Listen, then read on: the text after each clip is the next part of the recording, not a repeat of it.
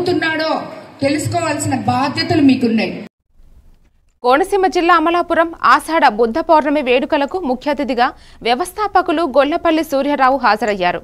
అనంతరం ఆయన మాట్లాడుతూ ప్రపంచ మానవాళి హింసను వీడనాడి శాంతి మార్గం వైపు పయనించాలని పిలుపునిచ్చారు. Buddh Vihar general secretary dB Lok మాట్లాడుతూ గౌతమ బుద్ధుడు జ్ఞానోదయం పొంది సర్నాథ్ జింకల వనం వద్ద 5 శిష్యులకు ధర్మ బోధన చేసిన రోజునే గురు పౌర్ణమిగా వేడుకలు చేసుకుంటున్నామన్నారు. ఈ కార్యక్రమంలో బుద్ధ్ విహార్ కమిటీ చైర్మన్ నాగబత్తుల ప్రసాదరావు, పెనుమాల చిట్టిబాబు, కాశీ వెంకట్రావు, దోనుపాటి నాగేశ్వరరావు పాల్గొన్నారు. సిద్ధార్థుడు ఆ జ్ఞానోదయం పొందినటువంటి రోజు ఈ రోజు. అధ్యక్షులు భారతరత్న శ్రీ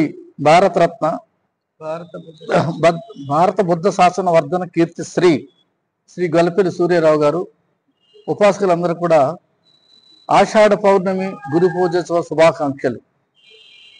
ఈరోజు ప్రపంచంలో అతి పవిత్రమైనటువంటి దినం. ఎందుచేతంటే మొట్టమొదటిసారిగా ప్రపంచ మానవాళికి బోధనలు చేసినటువంటి, ధర్మాన్ని బోధించినటువంటి పరమ పవిత్రమైన దినం ఈరోజు. మొత్తం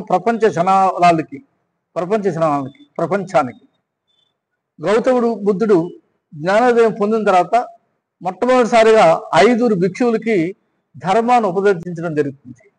ఈ ధర్మం ఏంటంటే మానవాళి సుఖ సంతోషాలతో మానవాళి అభివృద్ధి చెందాలని, కష్ట నష్టాలు లేకుండా ప్రపంచం అంతా కూడా శాంతియుతంగా ఉండాలని శాంతి సందేశాన్ని ఇస్తూ ధర్మ సందేశాన్ని కూడా ఇవ్వడం జరిగింది ఈ రోజున.